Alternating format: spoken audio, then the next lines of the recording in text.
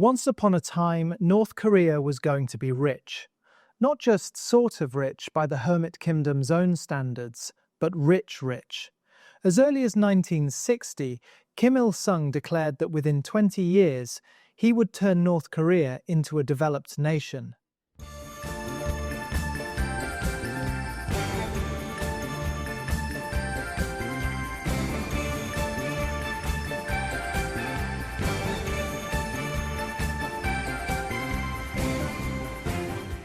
What? Is it a bad joke? Comrade, I ain't no joke. North Korea wasn't always synonymous with economic failure. In fact, for a brief period after the Korean War, it was touted as one of Asia's most successful industrialization stories. The DPRK was a rapidly growing economy in the 1950s, with growth rates outpaced its southern neighbor and impressed many foreign observers. By 1960, North Korea's gross product per capita was 2 to 3 times higher than that of the fake Korea in the south, which remained impoverished, occupied, and intermittently on fire. Pyongyang's factories roared, its people marched, and the great leader confidently declared that a prosperous future was just around the corner, while the South's most famous products were refugees and military coups. But by the 1990s, the story had flipped. South Korea's GDP was 10 to 15 times larger than the North's. Most South Koreans were eating well, with a full belly, and driving their private cars, while their cousins across the border were boiling tree barks and calling it soup. So what happened? How did the early economic boom give way to decades of stagnation and nationwide famine?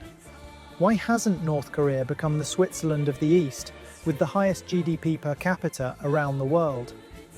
In this episode, we examine North Korea's short period of prosperity and the decades-long disaster that followed. It's a story equal parts economic ambition and geopolitical isolation. We'll see how Kim Il-sung's micromanagements guided an initial economic miracle, only for the nation to later tumble into debt, famine, and isolation.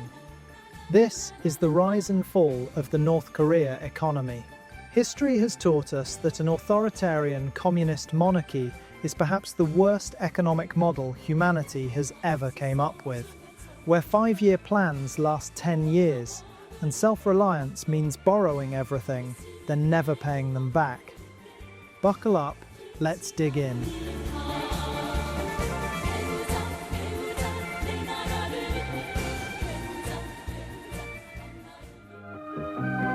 In our country, the state buys rice from farmers at high price and supplies it to the working people at a low price. In the ashes of the Korean War, North Korea engineered an economic comeback that astonished the world. 3 years of war had leveled almost everything, but once the guns fell silent, the great leader Kim Il-sung launched a reconstruction campaign powered by ideology, steel, and cement. Between 1954 and 1961, Kim reportedly conducted over 1,300 on-the-spot inspections, pretty much one site per day. Well, it is hard to tell whether he spent more time touring the country or managing state assets. Schools, factories, coal mines, power plants, textile workshops. If it had a roof and at least 2 terrified officials, Kim visited it and personally exhorted workers to meet the impossible production quota. Factories would hastily spruce up and boost output for these visits. Cadres would memorize patriotic mottos to recite to the leader. North Korean propaganda credited Kim's tireless tours for the nation's rapid recovery. And in a way, it did work.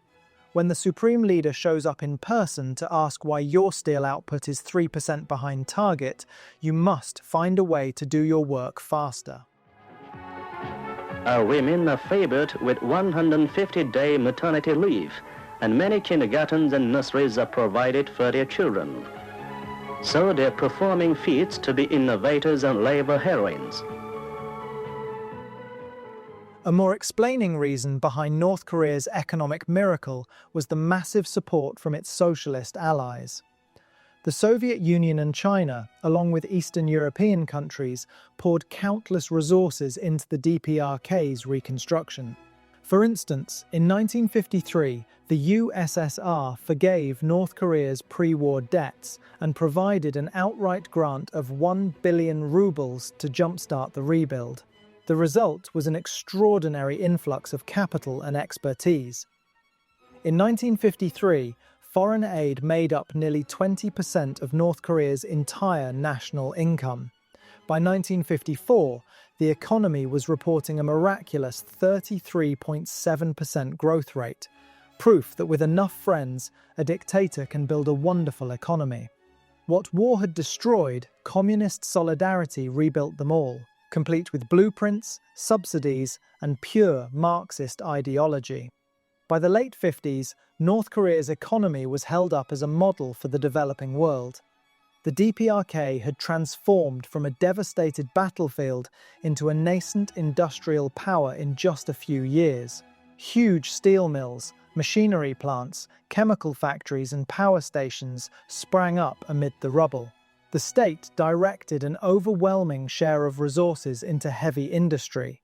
The first three-year plan put 81% of investment into heavy industrial projects, with only 19% to light consumer industries. The Cholima movement was launched to spur workers to heroic efforts, much like China's Great Leap Forward. Industrial growth figures were staggering. North Korea claimed annual industrial output jumped by 30% in the mid-50s and by 21% during its first five-year plan. By 1960, official data said the DPRK's GDP had quadrupled from its pre-war level. There is no doubt that North Korea achieved a rapid and extensive growth simply by mobilizing idle labor and resources under highly centralized command. Factories ran day and night, peasants were organized into cooperative farms, and everyone was urged to produce more with patriotic fervor. At the same time, across the DMZ, South Korea was struggling to survive. The South had little industry to start with, since, during the colonial period, the Japanese had concentrated heavy industries in the north. The Korean War only left the southern economy in shambles. Throughout the 50s, Syngman Rhee's South Korean government subsisted on US aid and was plagued by corruption and mismanagement. By 1960, South Korea's annual income per person was a paltry $82, less than one-third of North Korea's per capita income. Over 60% of South Koreans were living in extreme poverty. The North, in contrast, had an average living standard higher than many other developing countries, even better than its neighbouring China. Visitors noted Pyongyang's freshly paved streets, new apartments, and public services. Wages were rising, and basic goods were subsidized. In fact, North Korean authorities repeatedly slashed consumer prices to raise living standards. During the first seven-year plan, prices of staples were cut more than 10 times as part of the state's egalitarian policy. By the late 60s, North Korean media proudly declared that while the country might lack billionaires, it also had no beggars. Everyone lived a modest but secure life under the benevolent socialist system. The Korean people are living still thinking as if the president would come to their workplaces and embrace them with affection just as he had done in his lifetime. Kim Il-sung's regime promised even greater things to come. In a famous 1960 speech, delivered at the apex of his confidence, Kim told his people that in the near future, everyone will eat rice with meat soup, wear silk clothes, and live in a tiled-roof house. He proclaimed, "This is not a dream, but tomorrow's reality." This vision, essentially a promise that North Koreans would soon enjoy their life in a communist utopia, was trumpeted both domestically and as propaganda beamed to South Koreans, many of whom indeed might have envied a bowl of white rice and meat stew at the time. In those heady days, it did seem plausible that North Korea was on a steady trajectory toward a developed economic status. The foundation was well laid: heavy industry, infrastructure, a literate and disciplined workforce, a leadership supremely confident in its centrally planned path, and an ideology remarkably emphasized on self-reliance. In 1970, Kim Il-sung even announced that North Korea had basically become an advanced socialist industrial country. It was an exaggeration. Material shortages and technical gaps still abounded, but it captured the optimistic spirit of the era. The DPRK had sprinted ahead in its first lap. The floor space of each flat in Changwon and Gwangbok streets, where common people live, is 150 to 180 square meters on an average, with 4 rooms or more. North Korea's early boom was the result of a series of deliberate policies backed by extensive outside support and strict central planning by Kim Il-sung's government. From day one, Kim Il-sung pursued a state-run command economy modeled on Stalinist principles. Private property was eliminated. By 1958, all farms had been collectivized and all industries nationalized. The government launched ambitious multi-year plans with exhaustive production quotas for every factory and farm. The priority was always heavy industry and national defense, even at the expense of consumer goods or light industry. The idea was that a strong industrial base, such as steel mills, machine tools, chemicals, would make the nation truly independent and powerful, since the imperial power was constantly looming from the south. Kim Il-sung encapsulated this in the doctrine of Juche, often translated as self-reliance, which he introduced in 1955 and increasingly emphasized in the years thereafter. Juche in economics meant standing on one's own feet, to produce everything from food to machinery by North Koreans in North Korea, so as to never be beholden to foreign powers. In theory, it was about pride and autonomy. In practice, North Korea happily accepted massive foreign aid, but tried to use it to build a self-sufficient economy that would eventually catch up and overtake the rich nations. As we mentioned, the scale of foreign aid propping up Kim's plans was enormous, though Pyongyang never quite admitted it. Beyond the initial reconstruction aid, the Soviet Union kept supporting North Korea with technology transfers, loans on easy terms, and trade at friendly prices. Eastern European states supplied factory equipment and technical training.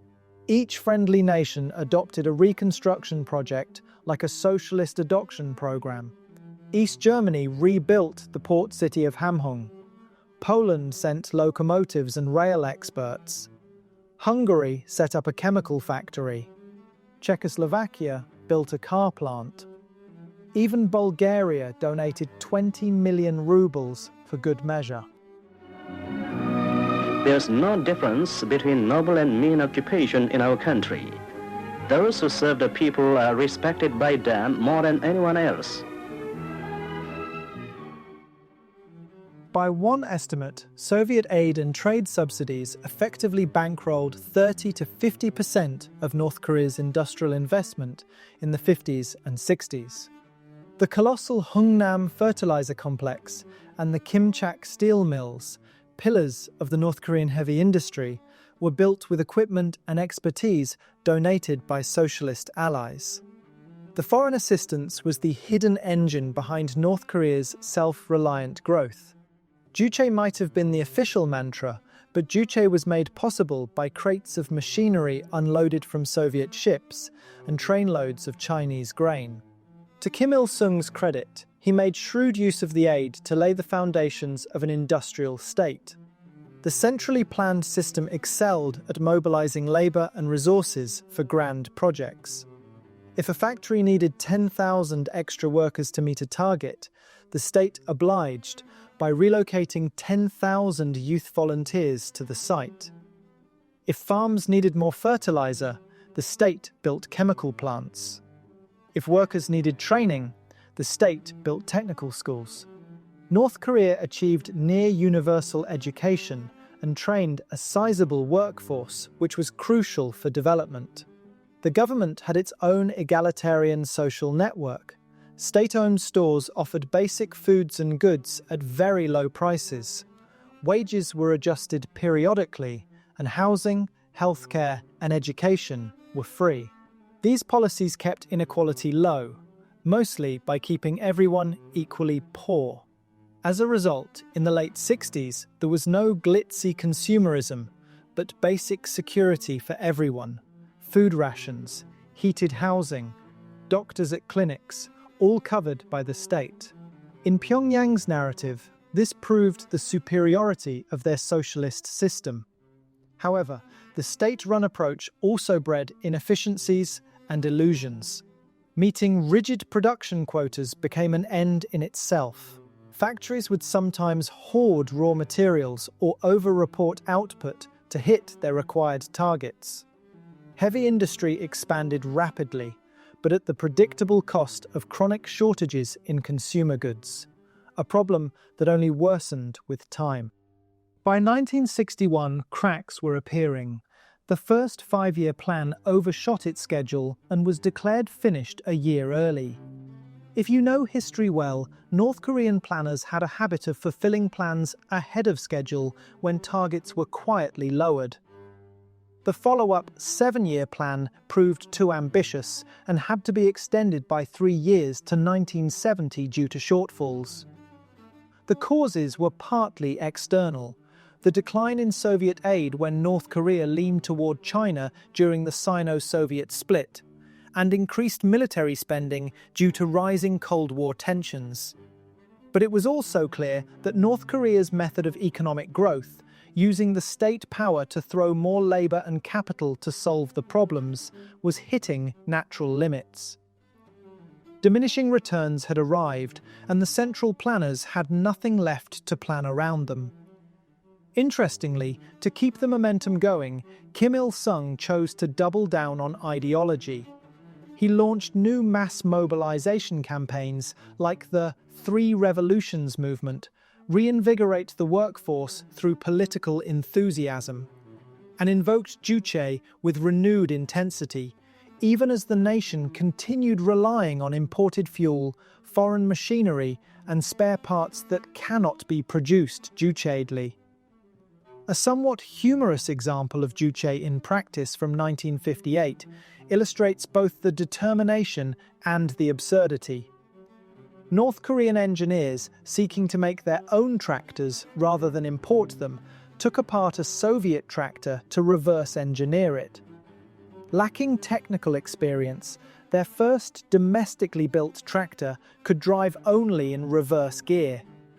It tells us that self-reliance sometimes went backwards, literally. Of course, they sorted out how to go forward and proudly began mass-producing indigenous tractors. By the early 1960s, North Korean agriculture was remarkably mechanized for a developing country, a fact repeated often in state propaganda. The quality of these machines was questionable, but they were Korean tractors, and that was what mattered.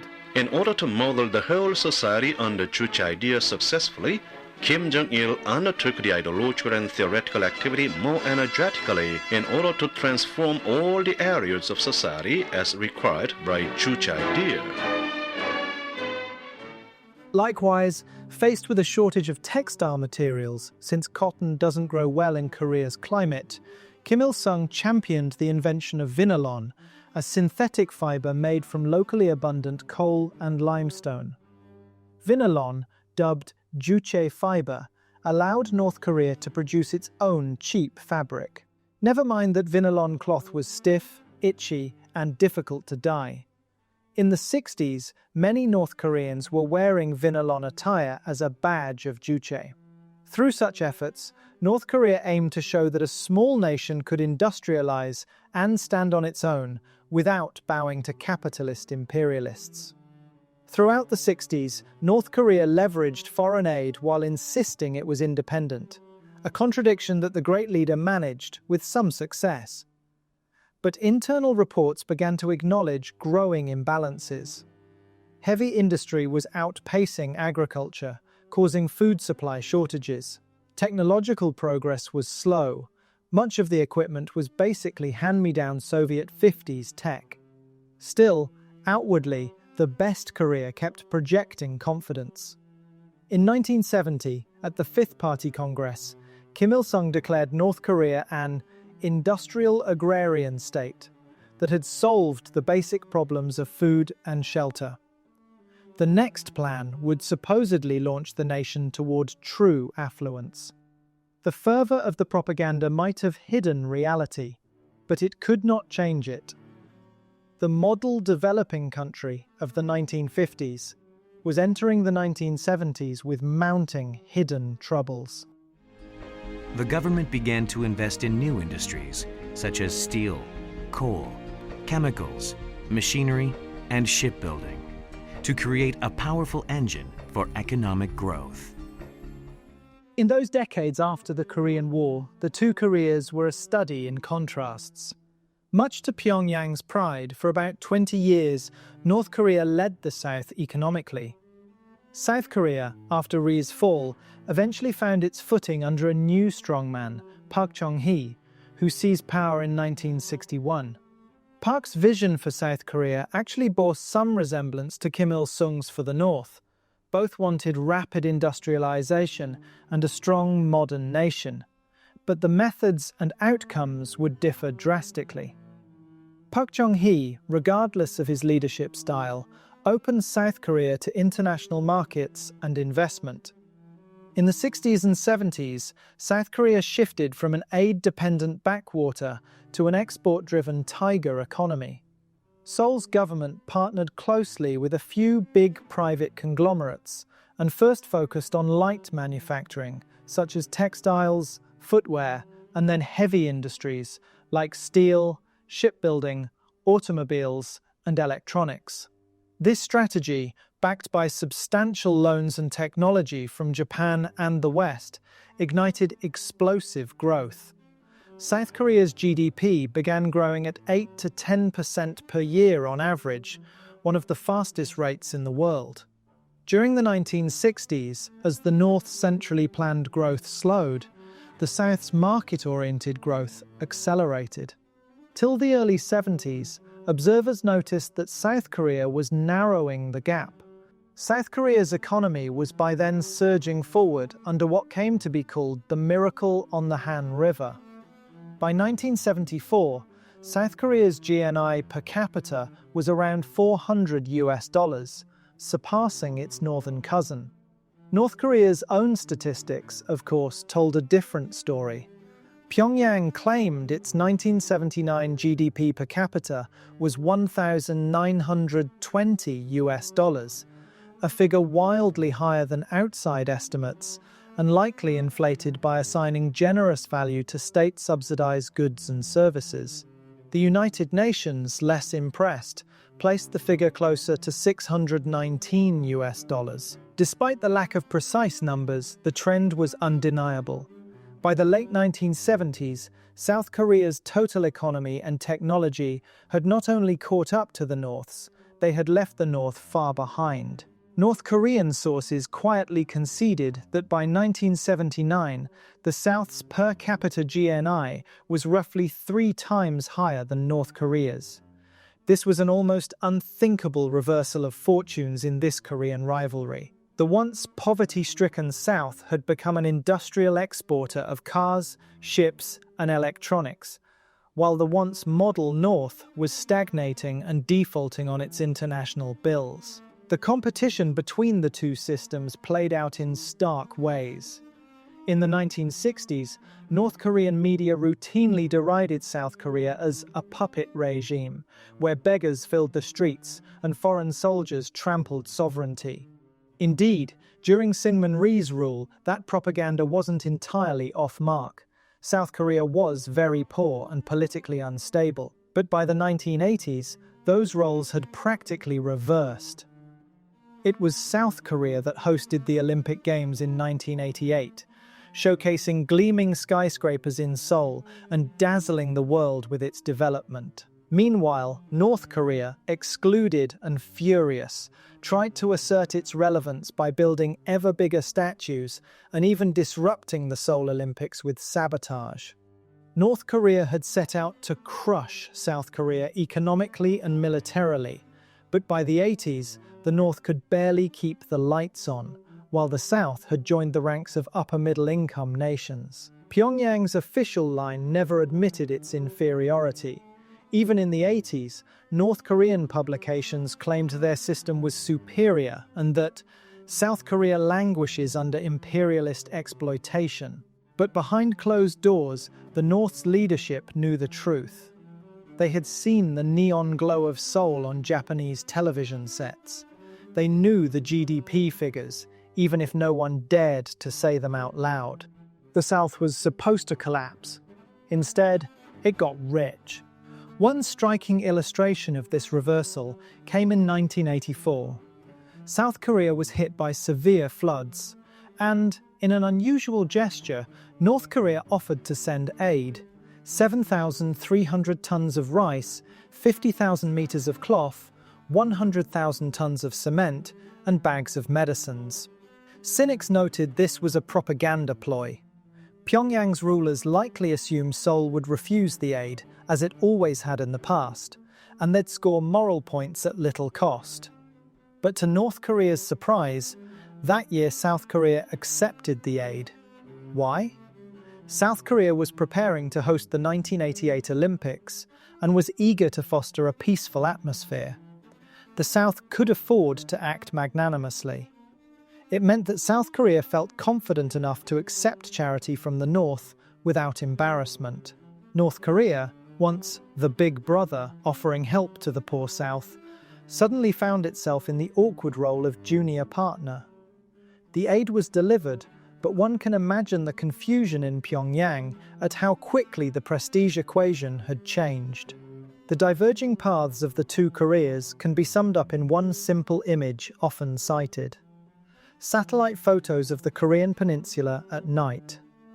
The South is ablaze with light, a spiderweb of electrified prosperity.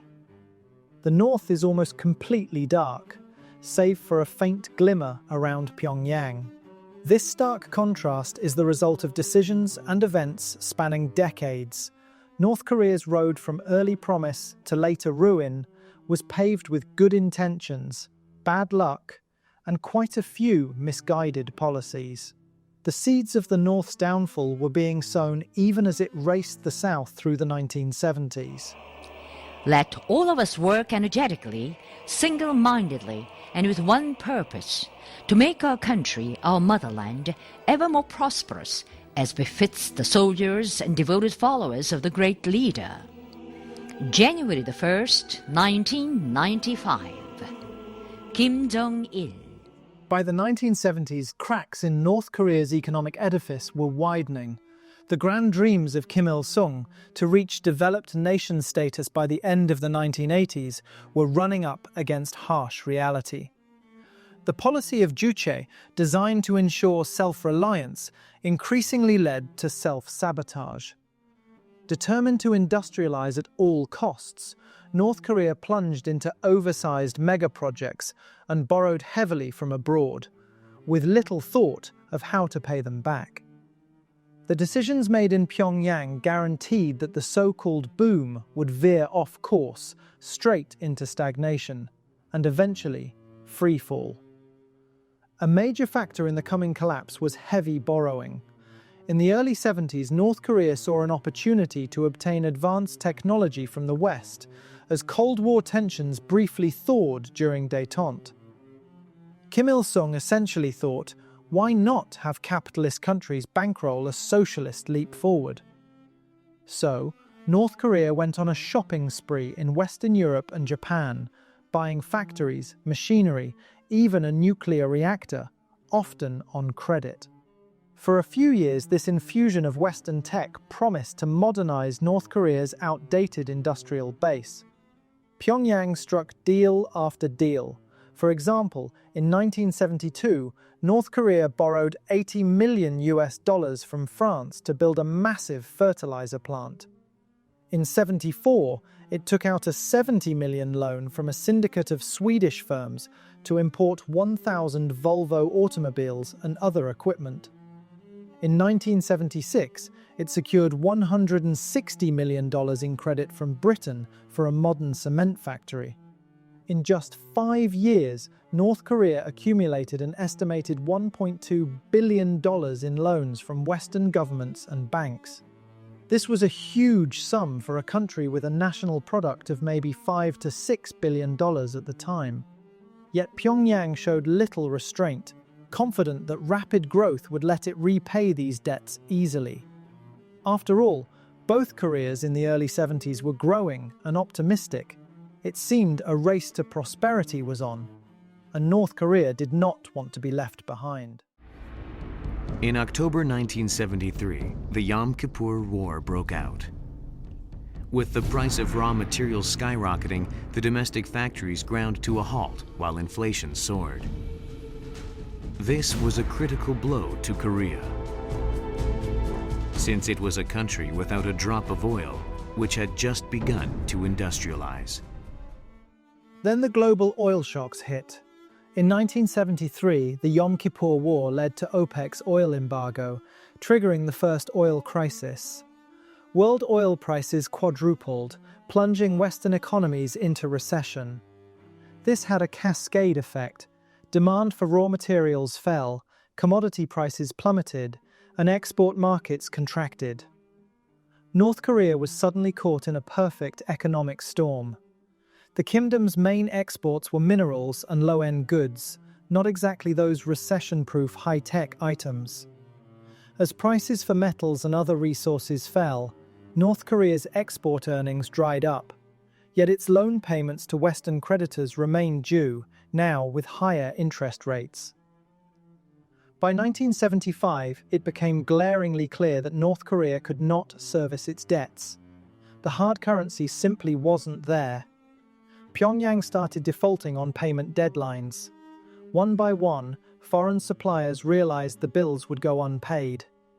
Soviet diplomats later wryly described North Korea's approach as the largest car theft in human history, referring to those 1,000 Volvo sedans that North Korea imported from Sweden and never paid for.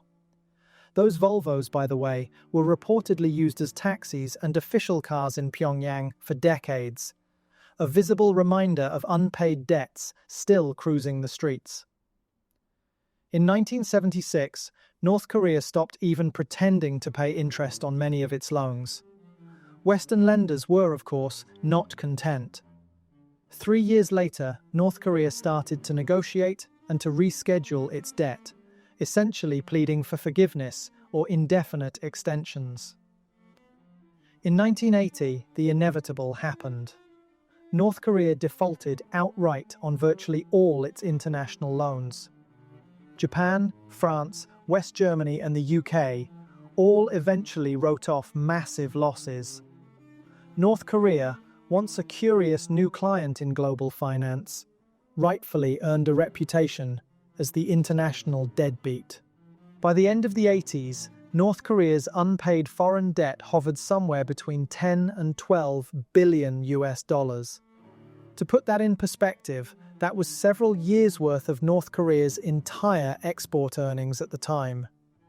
Pyongyang's foray into Western finance had backfired spectacularly. There were even some darkly comic attempts by North Korea to settle debts in kind. A famous example, in 2010, the Czech Republic pressed North Korea to repay some old loans, about $10 million worth. After some hemming and hawing, Pyongyang offered to pay in ginseng, 400 tons of it. What? What do those Eastern Europeans need these Korean traditional medicines for? This amounted to an absurd 200-year supply of ginseng for the Czech population, far more than they could ever use. The Czechs politely declined the solution, probably imagining warehouses overflowing with those magical roots. Hong Dae-sik has stumbled upon something truly rare. 이게 엄청 좋은 감이거든. It's a ginseng root that grew naturally in the wild, and it will sell for tens of thousands of dollars. 이게 얼마라고요? 2천만 원이 넘는다고 이게. 최소한 2천만 원 받아. Such episodes only reinforced North Korea's growing reputation as a financial black hole. A secondary market even emerged for North Korean debt. Some speculators bought DPRK debt bonds at 5 or 6 cents on the dollar, gambling that one day Korea would reunify and the rich South would pay off the North's arrears. As of today, that bet remains unpaid, just like the debt. Holding North Korean debt is a bit like the Czechs holding all that ginseng. It might make you feel better somehow, but it's not going to turn into real money anytime soon. Meanwhile, Juche economics was creating other issues. North Korea insisted on pursuing costly self-sufficiency projects even when cheaper options were available. Huge resources went into developing domestic substitutes, vinylon for textiles, indigenous coal-based chemical processes, etc. These kept the country going, but often inefficiently. A telling metric is energy. North Korea sits on large coal reserves, but it basically has no petrol.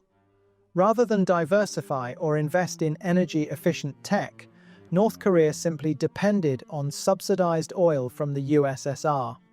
When oil prices spiked in the 70s, even the Soviet friendship price oil became a burden. Yet North Korea did not curtail its fuel use or significantly shift its energy strategy. It continued building energy-intensive plants, like the Nampo thermal power station, without securing reliable fuel. This would come back to haunt them when the Soviet oil flow stopped in the 90s. Additionally, prestige mega-projects began to drain the state's coffers. Kim Il-sung, and later his son, Kim Jong-il, were keen on demonstrating North Korea's might through grand monuments and showpiece constructions, even if the economic return on these was almost zero.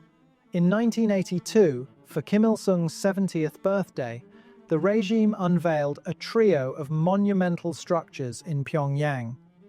The Grand People's Study House, a giant National Library and Auditorium, the Arch of Triumph, several meters taller than the Arc de Triomphe in Paris, and the Juche Idea Tower, a 170-meter granite spire glorifying Kim's ideology, which made taller than the Washington Monument.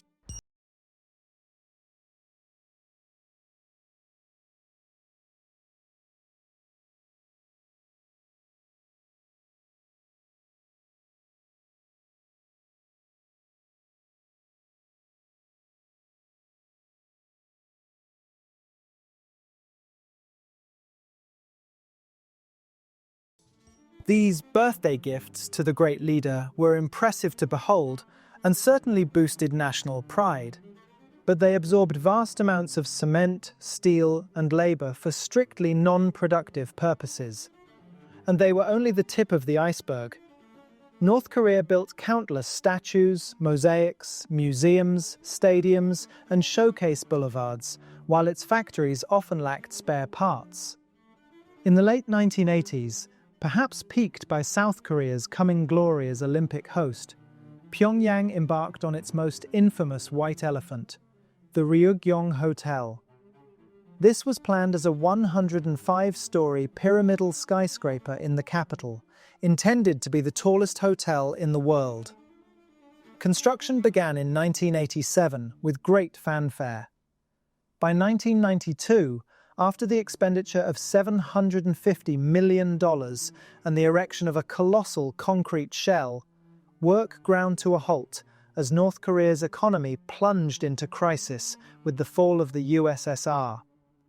The Ryugyong Hotel stood unfinished for decades, an awkward, hollow pyramid dominating Pyongyang's skyline, dubbed the Hotel of Doom by foreign media. It became a perfect metaphor for North Korea's trajectory, grandiose ambition abruptly stopped by economic reality. Oh, in the 2010s they did put glass on it to make it look finished. But till the public release of this video, it still hasn't officially opened to any guests. By 1990, North Korea was burdened with massive debt, obsolete infrastructure, and an economy that could not keep up with its promises. The regime had announced in 1980 an incredibly bold target: to achieve the 10 long-range major goals of the 1980s, which included producing 1,000 billion kilowatt-hours of electricity, 15 million tons of steel, 15 million tons of grain, 120 million tons of coal, 2,000 million meters of cloth, and so on. These figures, had they been reached, would indeed place North Korea in the ranks of industrialized nations in raw output. But needless to say, North Korea achieved none of those goals. Actual North Korean production was a fraction of those targets. The country was nowhere near the developed world. Instead, it was verging on bankruptcy. The leadership quietly shelved the 10 grand goals and stopped talking about them. But the population, who had been told for years that a golden era was imminent, would soon find out that the opposite was coming. The workers and other people of Jagang province thrive under the motto, "Let us go smiling, though the way is thorny." Although they are too hungry to stand up, they tighten their belts by their machines, asking for work to do.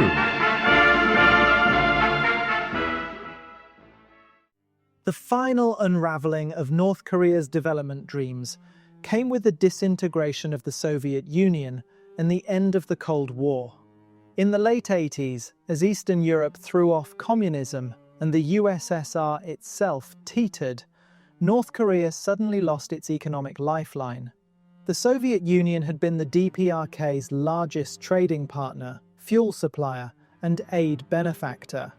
By 1991, the Soviet Union was forever gone, replaced by a capitalist Russia that had little interest in bankrolling Kim Il-sung's regime. Almost overnight, North Korea's special trade arrangements collapsed. No more cheap Soviet oil, no more guaranteed market for North Korean magnesite or steel in Eastern Europe. China too was shifting toward a market economy, and after 1992, normalized relations with South Korea, a diplomatic blow that left Pyongyang feeling betrayed by its last major ally. North Korea was suddenly very alone on the world stage. The impact on the economy was catastrophic and swift. From 1990 to 1995, North Korea's GDP was nearly halved. Imagine an economy shrinking by 50% in just 5 years. That is a freefall seldom seen outside of wartime. Factories that relied on imported fuel and raw materials simply stopped operating. Power stations couldn't generate enough electricity. Rolling blackouts became the norm, even in Pyongyang. By 1994, coal production, electricity generation, and industrial output were all in steep decline. The agricultural sector, heavily dependent on petrol for tractors and irrigation, also collapsed. Without a steady supply of oil and fertilizer, North Korean farms could not maintain their previous output. Compounding this, a series of natural disasters like the floods in 1995 and the drought in 96 struck a devastating blow to food production. To save Dongsin, but floods and now a drought have taken their toll. If this is your best crop, it looks at what we've seen at the moment, it's less than 50%. Yeah. So, the rest of the county must be... Really, the corn harvest has been totally devastated, really. Yeah. From a distance, it looks as healthy as any other crop. But like everything else here, you need to peel back the covers to see it. The result was the Great Famine of the mid-1990s, often dubbed as the arduous march by the North Korean government. This famine was one of the worst of the late 20th century. Estimates of the death toll range widely, but at the very least, hundreds of thousands perished. Some sources suggest around 1 million or more, 5% of its total population, died from starvation and related illnesses. It was a humanitarian catastrophe virtually unparalleled in an industrialized peacetime nation. The state's food rationing broke down. Many North Koreans survived by foraging for wild plants, tree bark, and anything remotely edible. The government, clinging to Juche rhetoric, was slow to request international aid.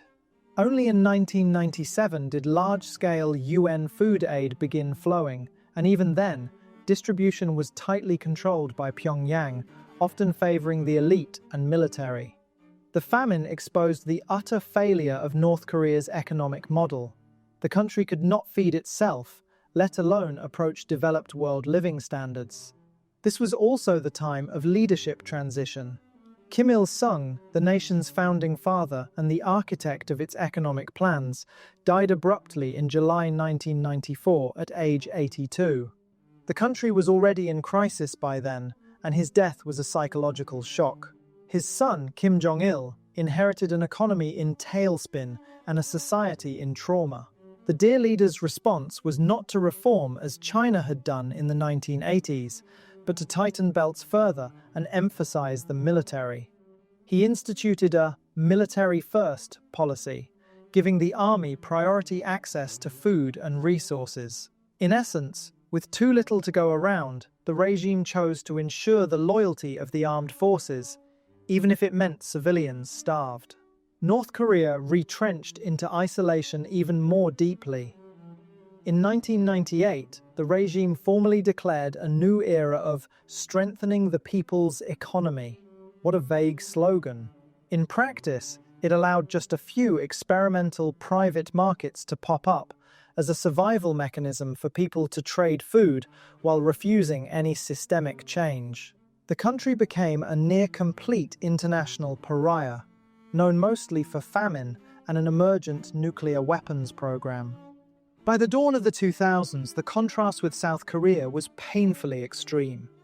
South Korea had become a member of the OECD, presenting itself as a prosperous, vibrant democracy. Its GDP was roughly 20 to 30 times larger than North Korea's, and its people enjoyed a standard of living light years ahead. North Korea, meanwhile, limped into the 21st century as one of the world's poorest, most isolated states, an honorary member of the Axis of Evil in US President George W. Bush's parlance, surviving on international food handouts and sporadic cash from illegal arms sales. The average North Korean outside the capital subsisted on a few $100s a year, with irregular electricity and chronic malnutrition. The dreams of developed nation status, of glittering cities and plenty, seemed not just deferred, but utterly derailed. Yet, remarkably, the North Korean regime did not collapse. It endured, tripling down on propaganda and repression to maintain control. Kim Jong-il in the 2000s cautiously allowed some tiny market reforms and sought foreign investment in special economic zones. But the core state economy remained a command system geared for survival, not growth. There was no North Korean miracle, only a very slow recovery from the rock bottom of the late 90s to a still meager level today. By the mid-2000s, North Korea's per capita GDP was estimated at around $1,200, roughly where South Korea had been in the early 1970s. In other words, North Korea was some 40-plus years behind its southern counterpart in development, and that gap only continued to widen.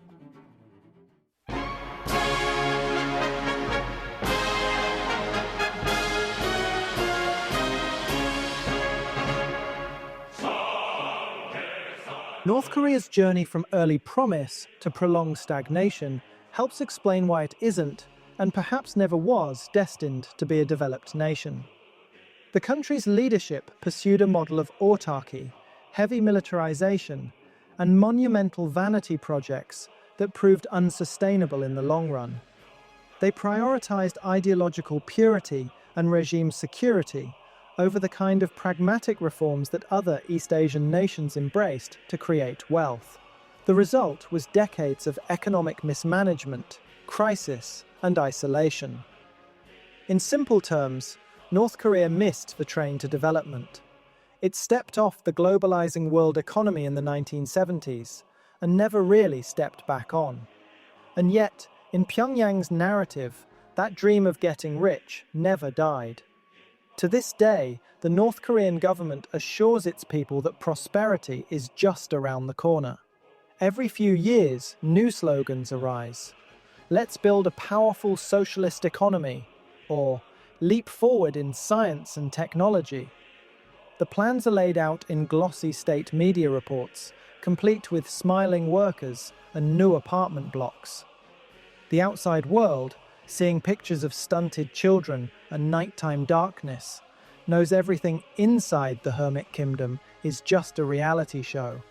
But inside North Korea, the promise of a bright future remains an article of faith, rehearsed daily, believed deeply, and postponed indefinitely.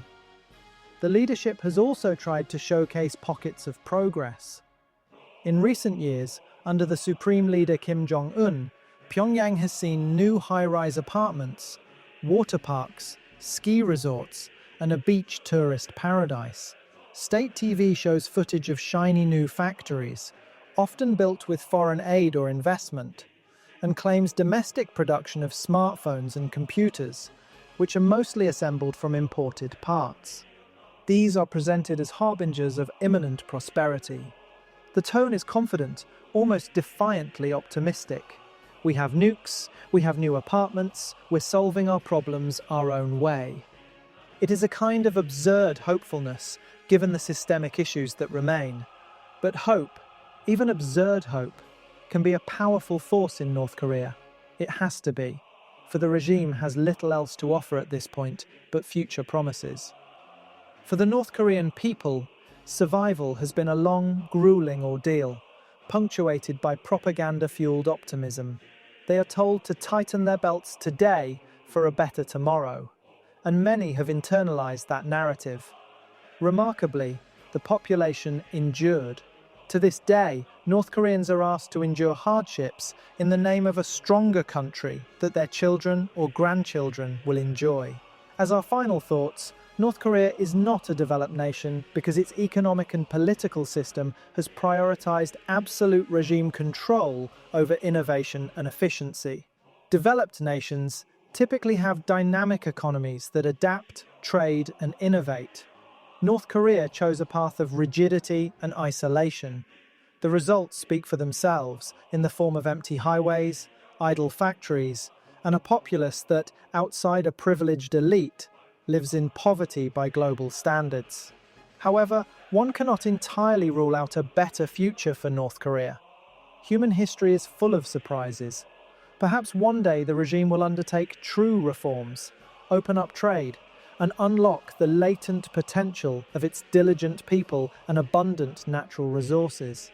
Perhaps the Korean peninsula will reunify and bring the North into the modern world in one sweep. It may be a far-fetched hope, even an absurd one given the current outlook. But hope, after all, is something North Koreans are well acquainted with.